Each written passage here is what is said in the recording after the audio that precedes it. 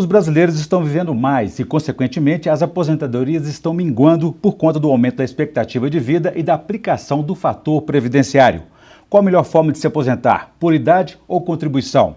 E o que vem a ser a desaposentação? Quais são as suas vantagens e desvantagens? Esses são os principais temas do Pensamento Jurídico de hoje, uma produção da Associação dos Magistrados Mineiros, a AMAGES. Para falar sobre o assunto, nós vamos conversar com o juiz aposentado Jorge Franklin Alves Felipe, especialista em direito previdenciário.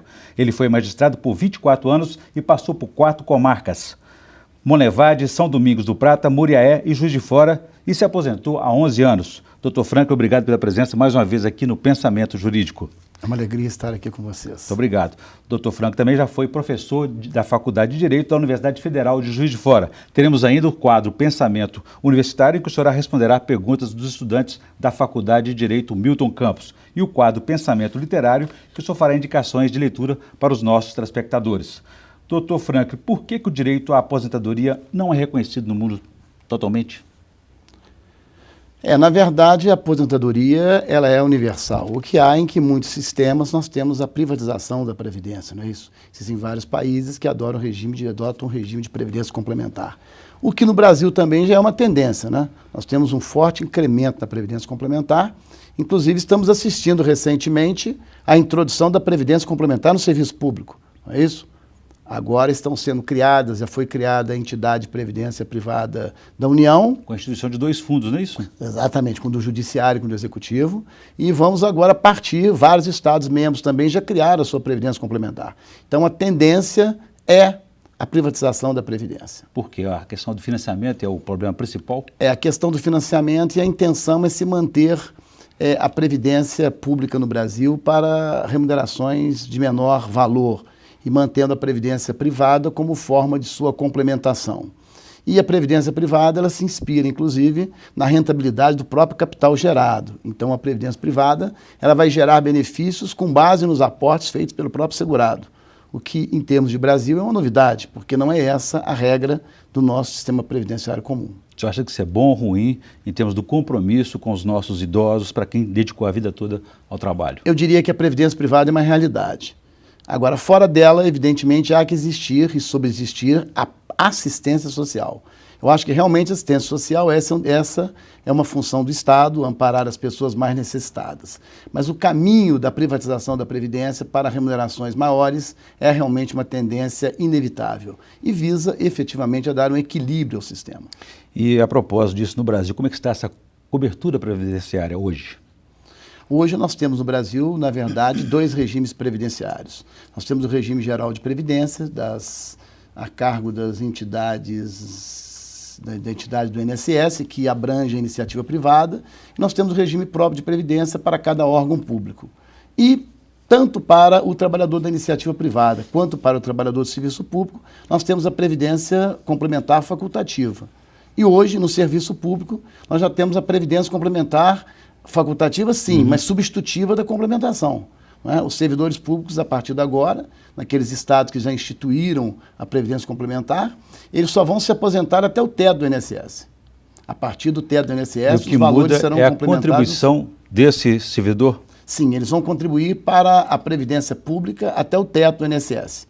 A partir do teto, eles vão contribuir para uma entidade de previdência complementar, que vai complementar, ou seja, vai conceder um outro benefício já de natureza privada a esses servidores. Você vai pagar mais, então, por isso, mensalmente, nessa contribuição? Nós não sabemos se vai pagar necessariamente mais. O que nós não temos é a resposta exata de quanto eles vão receber, porque o que vão receber vai depender exatamente das aplicações, desse numerário, desse recurso. E da gestão também desses recursos. E da gestão das entidades. Que é fundamental. Não existe uma garantia de que os valores serão esses ou aqueles. Eu tenho um dado aqui, gostaria que o senhor avaliasse para nós, que pelo menos 48% das pessoas no Brasil, aliás, em todo o mundo, com idade para se aposentar, não recebe nenhum tipo de benefício, segundo a Organização Internacional do Trabalho. No Brasil, os dados indicam que 86,3% das pessoas com idade para se aposentar recebe algum tipo de benefício. Porque no Brasil nós temos hoje, a Previdência no Brasil hoje, ela está muito ampla. Nós temos aí pessoas que podem se filiar até nesses programas de microempresas, em que elas fazem uma contribuição previdenciária bem bem reduzida para que possam ter benefícios previdenciários. Nós temos pessoas que têm o regime normal de previdência e nós temos a assistência social. Então, eu diria que no Brasil, dentre os programas previdenciários e assistenciais, nós temos muito pouca gente fora realmente da tutela previdenciária. Como é que o senhor vê essa relação da expectativa de vida com o benefício da Previdência Social, da aposentadoria? Porque a cada ano se aumenta essa expectativa de vida, dificultando mais a aposentadoria. A legislação previdenciária, as idades tomadas como os parâmetros, elas vêm desde a Lei 3.807 de 1960. Então foram essas referências de idade que o legislador adotou. E nós temos hoje realmente uma previsão de vida muito diferente com esses recursos da ciência, da medicina. Então realmente foi inevitável que o governo buscasse a fixação de uma idade mínima para as aposentadorias. E essa idade mínima foi alcançada no serviço público. Hoje, no serviço público, só se aposenta por tempo de contribuição com idade mínima. E nessa mesma época buscou-se também a idade mínima para o regime geral de previdência do INSS. Só que a idade mínima não foi aprovada para o regime geral de previdência. Então, o caminho que se criou com a emenda constitucional número 20 foi uma medida alternativa à idade mínima. E então criaram, a partir da emenda 20 com a lei 9876, veio o fator previdenciário, que foi um instrumento criado pelo governo para permitir que a idade mínima fosse levada em consideração no cálculo do benefício. Nós temos duas situações de aposentadoria. A pessoa pode se aposentar por idade ou por contribuição. Existe um sistema melhor do que o outro, mais vantajoso? A aposentadoria por idade, ela exige 5 anos a mais no serviço público do que a aposentadoria por tempo de contribuição. No serviço público, a aposentadoria do homem exige 60 anos por tempo de contribuição e a da mulher 55, enquanto a aposentadoria por idade exige do homem 65 e da mulher 60. Na iniciativa privada, nós temos também a aposentadoria por idade e a aposentadoria por tempo de contribuição. A grande vantagem da aposentadoria por idade é que ela não exige o fator previdenciário. Então, a aposentadoria por idade, o fator previdenciário só incidirá se for para aumentar o valor do benefício, nunca para reduzi-lo. Muito bem. Doutor Franco, vou fazer um intervalo. Gostaria que no próximo bloco você explicasse para a gente um pouco mais sobre os impactos do fator previdenciário nas aposentadorias. A gente volta então em instantes.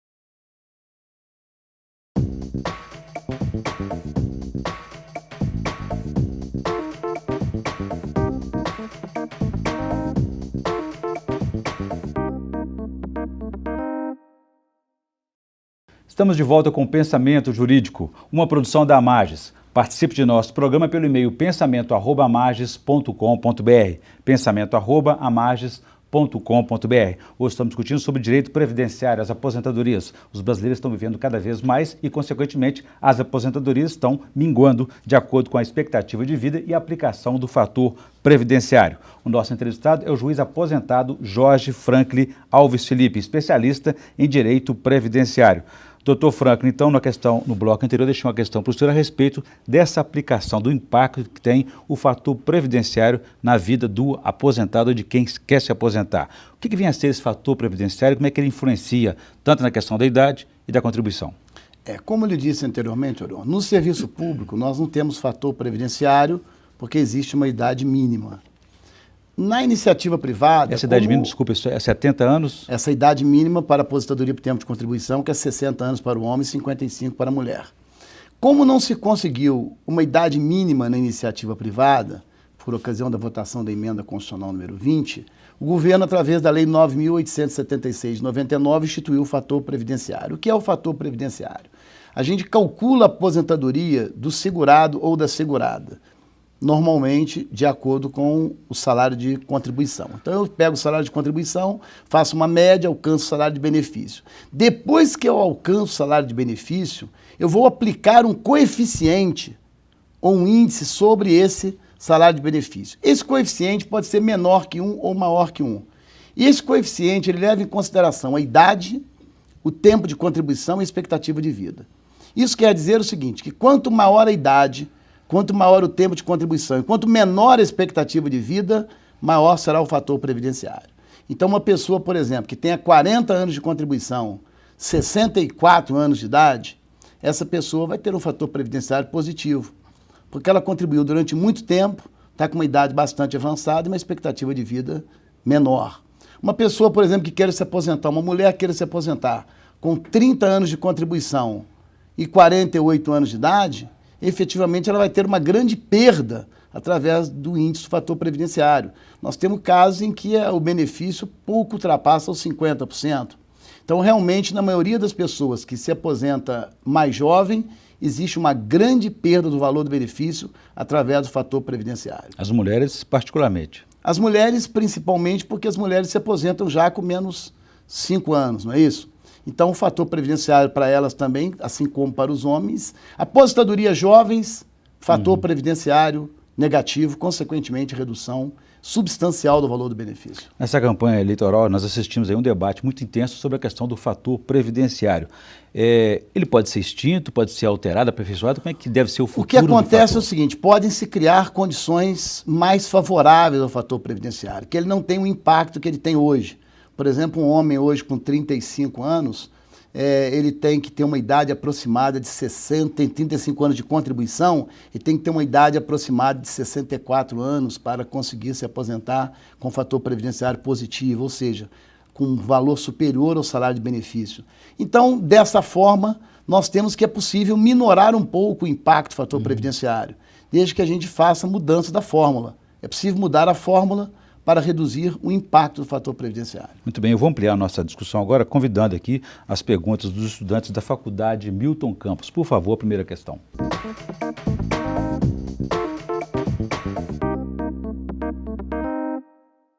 No nosso sistema previdenciário, traz requisitos diferentes para calcular a concessão de determinados benefícios.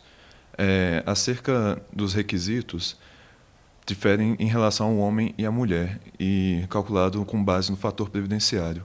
E como que ficaria em relação à questão dos transexuais com base no cálculo da previdência, especialmente em relação aos requisitos do fator tempo, que servem de base?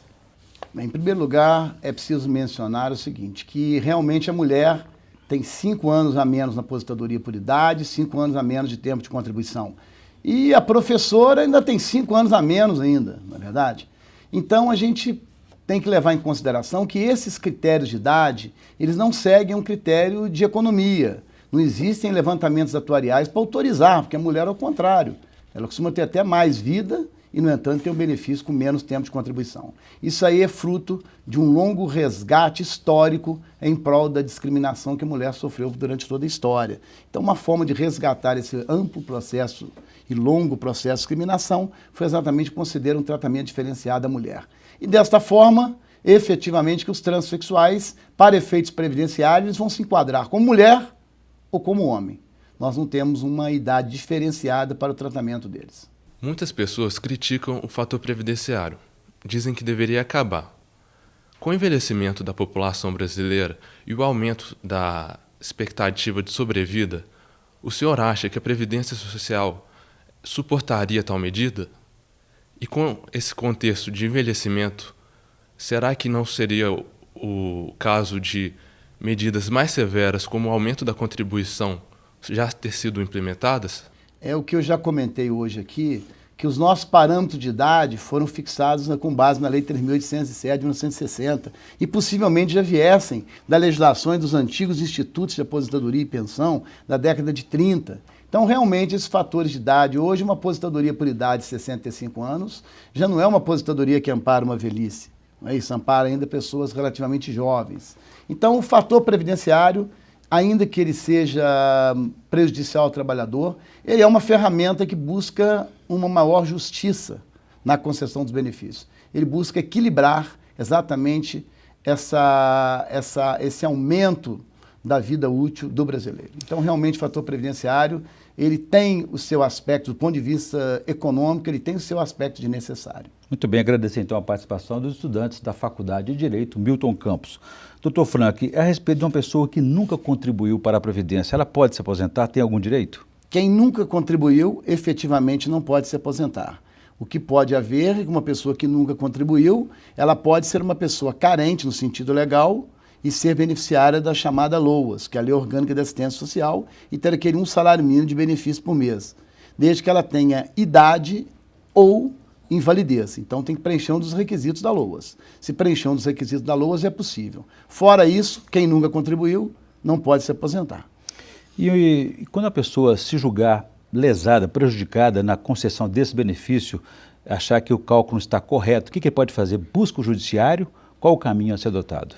Todas as revisões de benefício, elas devem ser postuladas primeiras na esfera administrativa. Em primeiro lugar, o segurado deve postular o benefício na esfera administrativa. Havendo a resistência na esfera administrativa, ele então busca as vias judiciais em prol da adequação do seu benefício à lei. E qual o segmento da Justiça, federal ou estadual? Os benefícios previdenciários, as ações, quando a cidade tiver vara da Justiça Federal, é na Justiça Federal. Quando a cidade não for sede de vara da Justiça Federal, será na Justiça Comum.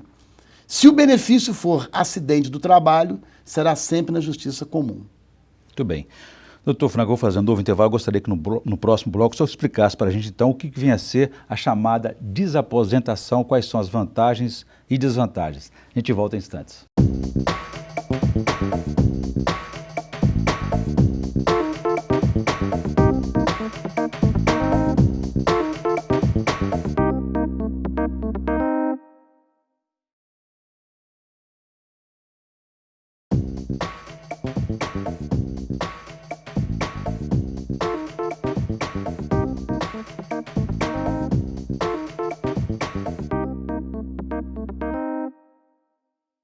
Estamos de volta com o Pensamento Jurídico, uma produção da Amages. Hoje estamos discutindo as aposentadorias. Os brasileiros estão vivendo cada vez mais e, consequentemente, os benefícios das aposentadorias estão minguando, de acordo com o aumento da expectativa de vida e da aplicação do fator previdenciário. O nosso entrevistado é o juiz aposentado Jorge Franklin Alves Felipe, que é especialista em direito previdenciário. Doutor Franco, deixei para o senhor uma questão no bloco anterior a respeito dessa novidade em termos de previdência social, de aposentadorias, que é a desaposentação. O que vem a ser isso?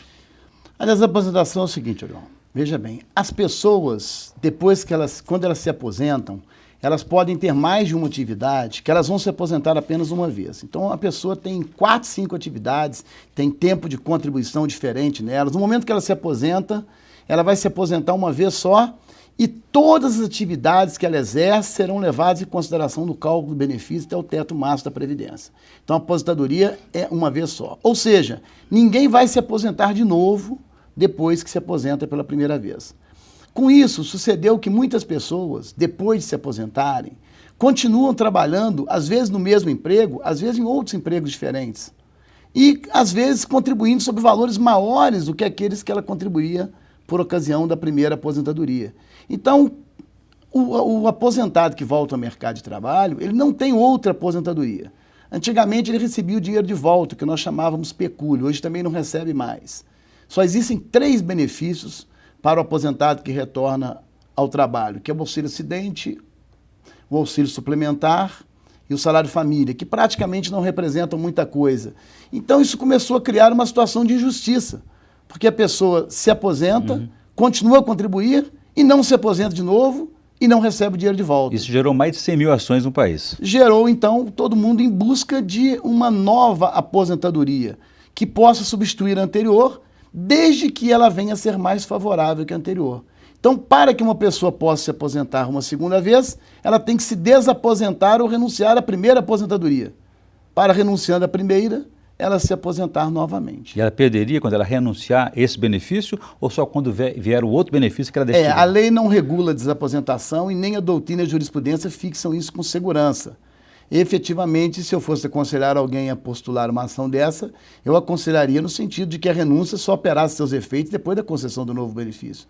Porque não tem sentido alguém renunciar a uma aposentadoria e ficar 4, 5 anos esperando uma decisão judicial a fim de que se aposente novamente. E é por isso que o assunto foi parar no Supremo Tribunal Federal, depois que 100 mil ações no país tramitam pedindo exatamente a desaposentação. Qual que é a situação hoje no Supremo? O Supremo Tribunal Federal está com um julgamento previsto ainda para esse mês. Não sabemos se vai concluir o julgamento, eu até acredito que não. Deve ser um julgamento extremamente demorado, porque a desaposentação ela tem muitas facetas que teriam que ser encaradas. Eu, por exemplo, acho que uma pessoa que é aposentada por tempo de contribuição, que venha a exercer um outro cargo com remuneração maior e que queira renunciar à aposentadoria por tempo de contribuição para requerer, por exemplo, uma aposentadoria por invalidez, eu acho a hipótese perfeitamente justa e plausível. Mesmo porque, na aposentadoria por invalidez posterior, ela nem precisa daquele tempo de contribuição que foi utilizado na primeira. Mas seria extremamente temerário, por exemplo, com esse fator previdenciário, admitir a aposentadoria por tempo de contribuição de uma forma ampla. Porque senão uma pessoa se aposenta por tempo de contribuição com fator previdenciário pequeno.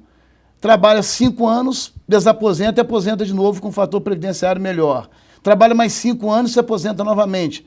Nós criaríamos aí uma corrente que não teria fim. Então, realmente, é muito temerário admitir essa desaposentação de uma forma ampla. Me parece, inclusive, que essa questão do fator previdenciário com relação a desaposentação com relação ao fator previdenciário, parece que é, inclusive, uma das abordagens do voto do ministro relator. Agora, a respeito disso, o próprio governo federal é o principal, digamos, obstáculo opositor a essa medida de desaposentação. Pensando no sistema como um todo, qual seria o impacto dessa medida? O sistema está preparado para isso? Eu acho que a desaposentação causa muito menos impacto do que o fator previdenciário. Por quê? Porque a desaposentação, na verdade, eu diria que um bom percentual das ações de ajuizamento são pessoas que supõem que a desaposentação vai ser uma coisa boa para elas. Para que a desaposentação realmente seja favorável, é preciso que a pessoa tenha continuado a exercer atividade em remuneração superior do que a anterior, realmente que ela crie uma nova situação melhor. Tem muita gente requerendo desaposentação sem saber o que vai levar os novos cálculos. Que é diferente de recálculo do benefício. Ah, não é recálculo, exatamente. O recálculo seria muito simples você recalcular, só que recalcular não é possível. E tem gente que quer uma desaposentação com regime híbrido. Ou seja, quer utilizar a nova idade, o novo tempo de contribuição, mas quer usar aquelas remunerações da época, o que não é possível. Então não vamos confundir desaposentação com recálculo e nem com regime híbrido, que seria misturar os dois regimes, da época da concessão do benefício e o da época do novo benefício. Muito bem, eu volto a esse tema daqui a pouquinho. Gostaria que antes eu fizesse a indicação de leitura para os nossos telespectadores no quadro Pensamento Literário. Por favor.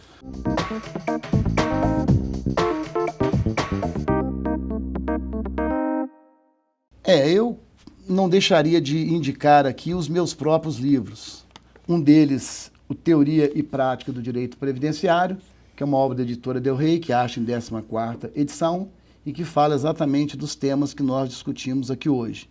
E também um tema que fala muito da vida, que é essa obra da editora Juruá, Pequenas Mensagens, Grandes Lições, que é uma obra que contempla reflexões sobre a vida, sobre o dia a dia, sobre a felicidade, sobre a angústia, sobre os temas existenciais do homem. Muito bem, boas indicações. Em ambos os casos, a busca da qualidade de vida, né? Do bem-estar. A busca da qualidade de vida. Muito bem. Doutor Franco, voltando à questão da desaposentação,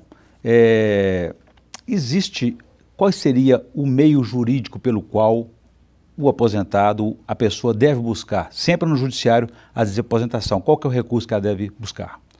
A desaposentação ela é postulada através de uma ação na justiça. Agora, nós não sabemos se com a decisão, porque a decisão do STF, ela terá um efeito efetivamente erga omnes.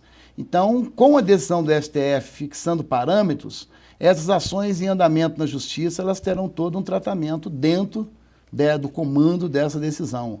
Então, pode ser que não haja necessidade, dependendo do alcance do comando da decisão do Supremo, talvez não haja necessidade desse volumoso número de ações, porque efetivamente vai ter que haver um equacionamento para todas essas ações que são em curso na Justiça hoje. Da parte do Congresso Nacional, do Legislativo, não existe nenhuma posição, nenhum projeto, nenhuma lei a respeito disso? Não existem projetos de lei, mas não existe nenhuma lei.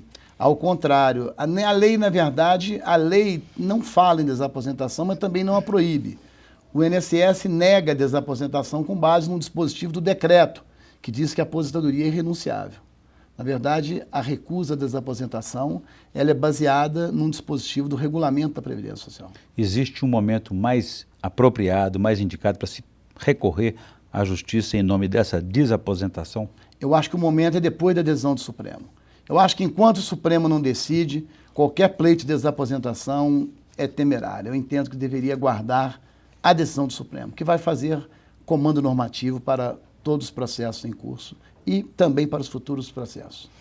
Uma última questão aqui, doutor Franco, a respeito das contas que parece que melhoraram do ano passado. O rombo agora é de 40 bilhões contra 50 bilhões do ano passado. Por que é tão difícil gerenciar essas contas da aposentadoria e da Previdência?